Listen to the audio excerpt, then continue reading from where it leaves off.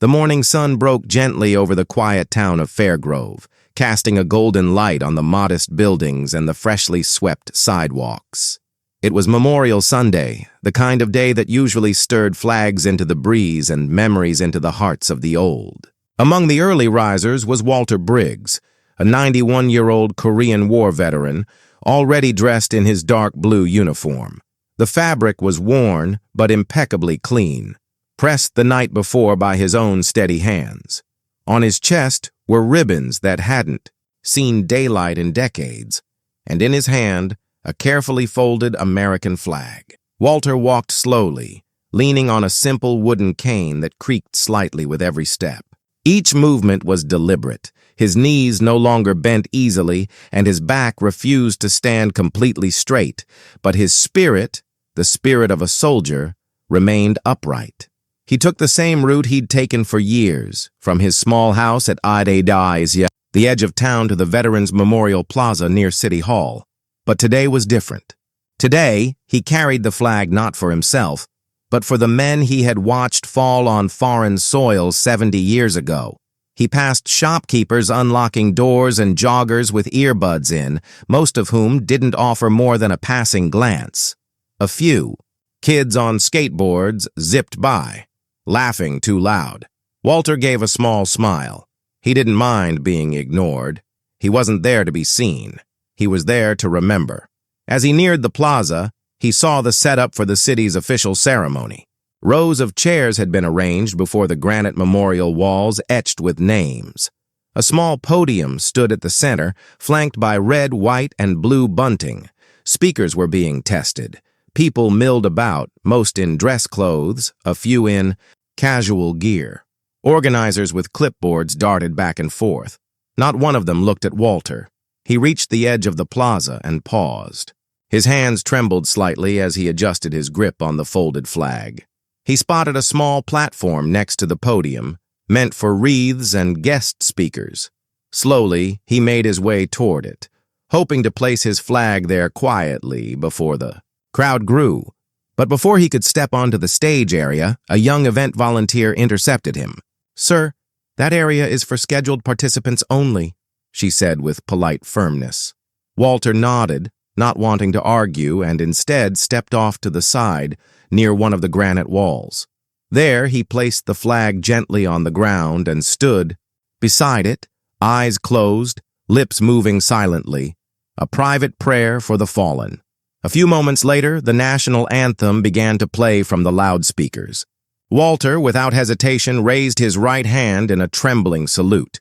He held it high despite the ache in his shoulder, despite the indifference around him. His eyes remained shut. For him, this moment was sacred, but not everyone saw it that way. Two local police officers assigned for crowd control noticed Walter standing near the memorial with the flag at his feet. One of them, Officer Lane, squinted and muttered, "Who's that guy? He wasn't on the list." "Probably just another old-timer trying to make a scene," replied his partner, Officer Keeley. Without checking further, they approached Walter, briskly, and with authority. "Sir," Lane barked, "you need to step away from the memorial. This area is restricted." Walter lowered his salute slowly, eyes still moist. "I'm not here to cause trouble, officer. Just remembering some boys I lost." "You can remember them from the audience," Keeley snapped. "Now move along." Walter bent to pick up his flag, his knees struggling to obey. In that moment of hesitation, Keeley reached forward, grabbing his arm roughly to pull him away. Walter stumbled. The cane slipped. The old man collapsed onto the pavement, landing hard on one knee and then his side. The flag flew from his hands, fluttering to the ground like a fallen bird. Gasps rippled from a few onlookers nearby. A couple of people stepped forward instinctively, but the officers raised a hand. "Step back, folks. He's fine," Walter groaned, softly, trying to push himself up. One hand trembled against the cement, the other reaching for the flag. No one helped. Across the street, a teenage girl named Mia, no older than 17, had been recording a video of the memorial on her phone for a school project. She had caught the entire exchange. Eyes wide with disbelief, she turned the camera toward the fallen veteran. "Oh my God," she whispered. They just threw him down." She stopped recording and rushed over, kneeling beside Walter. "Sir, are you okay? Can I help you up?" Walter looked at her, dazed but composed. "They think I don't matter anymore," he murmured. Mia bit her lip, then turned her camera back on. "You do matter," she said, voice shaking. "You matter more than any of them." Behind them, the ceremony continued as if nothing had happened. The anthem ended. Applause erupted, and Walter Briggs, 91 years old, lay on the cold concrete beside a flag he once fought to defend, while the people in charge looked the other way. But not for long. Not for long at all. Mia's video hit the internet, less than 10 minutes after she helped Walter back to his feet. She posted it with a caption that read, "They pushed a 91-year-old vet to the ground during the anthem. For what?" The footage was raw, shaky, and emotional. Exactly the kind of clip that grabs hearts and punches guts. Within minutes, her classmates began sharing it on their social feeds. Then parents, then veterans groups, then local news pages. One particular veteran advocacy group, Eagle Shield Foundation, saw the clip and reposted it with a warning. "We've seen this man before, and so has our command." Unbeknownst to the town's officers, Walter Briggs was not just any Korean War veteran. He had once served as a field medic under the legendary General Robert Hayes, now retired but still active in Veterans Affairs and respected throughout the military community. When Hayes saw the video sent to him by a junior officer at his Virginia base, he didn't wait. He didn't email. He didn't call a press office. He picked up his personal phone and dialed directly. "Where is he?" he asked. "Fair Grove." "Sir, small town. He's there for a memorial ceremony." "Get me a car," Hayes said. Less than 10 minutes later, a black SUV rolled out of the base, flanked by 2 vehicles from the local National Guard. No sirens, no public statement, just pure momentum. Back at the plaza, Walter had found a bench with Mia's help. His knee was scraped and his wrist had a dull ache, but he refused to leave. "I'll wait until the flag is lowered," he said. "Then I'll go home." Mia stayed beside him, awkward but loyal. She offered him water, which he accepted with a faint smile. Across the square, the officers who had pushed him sat casually near the perimeter, sipping coffee, laughing about the incident. They hadn't seen the video yet. They had no idea it had gone viral. They didn't know who was on the way. General Hayes was not dressed for retirement. He stepped out of the SUV in full ceremonial uniform, the kind that made soldiers stop, breathing for a second. Rows of ribbons glinted in the sun. 4 silver stars shimmered on each shoulder. His boots struck the pavement with sharp, deliberate rhythm. People started noticing. First murmurs, then camera phones, then silence. He walked straight toward the memorial, flanked by 2 uniformed aides who said nothing and scanned everything. When he reached Walter, he didn't speak. He removed his cap, placed it over his heart, and saluted. Walter looked up, startled. Then he squinted. Recognition flickered.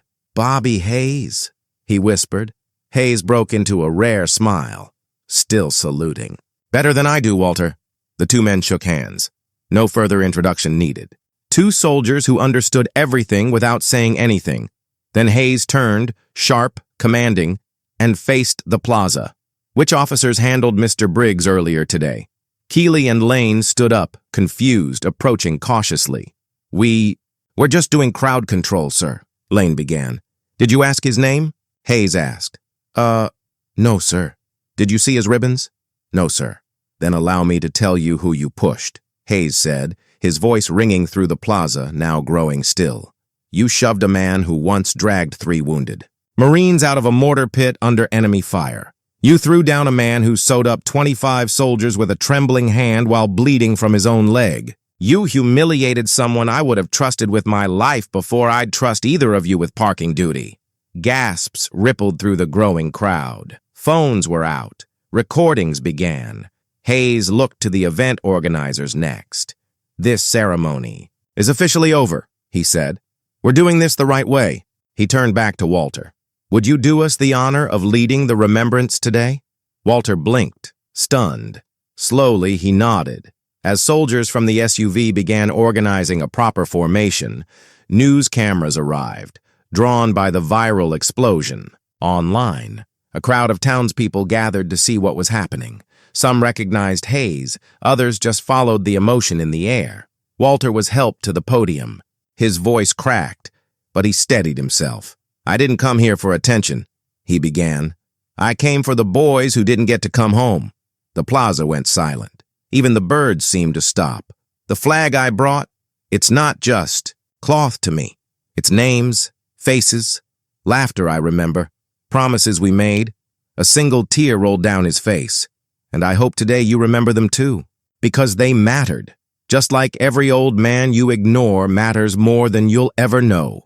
By the time he stepped down, the plaza erupted into applause. Not the polite kind, the kind that comes from the chest, from guilt, from pride, from something raw and human. General Hayes saluted once more. The officers were quietly escorted away. And Walter? He simply sat back down, flag in his lap, hands steady now, because somewhere in that 91-year-old heart, the battle was over, and he had won. The plaza was silent, but it thrummed with the kind of electricity that only truth and justice can summon. Walter Briggs sat at the edge of the granite wall now, the flag back in his lap, folded tighter than before, as if he were holding something sacred. And he was. Around him, the crowd had grown. Phones still up, expressions changed from indifference to awe. General Hayes remained at his side, a four-star guardian who had seen too much and wasn't about to let one of his own be disgraced in silence. The event organizers, flushed and panicked, attempted to regain control. "General Hayes, we appreciate your presence, but the schedule—" Hayes raised a hand. "No more schedule. Today we honor the man who should have been at the center of this from the beginning." He turned to the crowd. "This man," he said, pointing to Walter, "has done more for this nation than anyone here wearing a lanyard. You think you're organizing patriotism? He lived it." Gasps, applause, a few tears. Then came the sound. Engines. Down the street, more black SUVs rolled in, this time with escort bikes. News vans trailed behind. The video had gone national. Cable outlets picked it up. Social media flooded with justice for Walter, and to salute the 91st from one SUV emerged a woman in full military uniform, Brigadier General Marisol Kent, Hayes's successor in the Eagle Shield Foundation. She approached Walter slowly, a deep reverence in every step. "Mr. Briggs," she said softly, kneeling beside him, "we're here to present you with something overdue." From a polished box, she revealed a medal, the Distinguished Service Cross. Long-lost paperwork finally found by her office weeks ago, but never delivered. Bureaucracy had stalled it. Hayes had wanted it presented properly. Now was the time. Walter blinked, his voice barely a whisper. "After all these years?" Kent smiled. "You earned it 71 years ago. Today we simply catch up." She pinned it to his chest. The moment was caught by every camera, but more importantly, by every heart. Then Hayes stepped up once more. "To those watching from their homes," he said, staring into a sea of phones and lenses. "This isn't just about a vet. It's about memory, about respect. We don't let age erase sacrifice, and we don't let uniforms fade without honor." He turned back to the two officers, now standing shamefaced under quiet supervision. "You two have a choice," Hayes said. "Resign quietly, or face the same system this man fought to defend. I suggest you remember what that flag means before you touch it again." They didn't argue. Walter stood again, this time with Mia holding one arm and General Kent the other.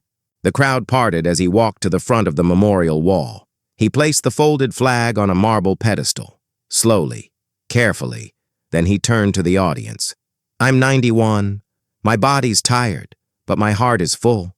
He looked around. "Don't wait until someone falls to notice they were standing. Don't wait until they're gone to remember who they were." Tears flowed freely now. Mia, still recording, didn't hide hers. "I'm not the hero," Walter said. "The heroes are the names on that wall. I just survived to remind you of them." Applause thundered through the plaza, joined by the sound of a 21-gun salute, fired by an honor guard that had just arrived from the nearest army base, planned on the fly. done right. As the final echo of gunfire faded into the afternoon sky, General Hayes whispered something only Walter could hear. You didn't just fight for freedom, Walter. You woke it back up today. And in that moment, beneath the waving flags, among a crowd finally listening, a forgotten hero became unforgettable forever. If you were standing in that plaza, watching a 91-year-old hero rise from the ground, what would you say to him? Drop your words for Walter in the comments. Let the world see he's not forgotten. If this story moved you, hit like and subscribe. More real, powerful moments like this await you every day.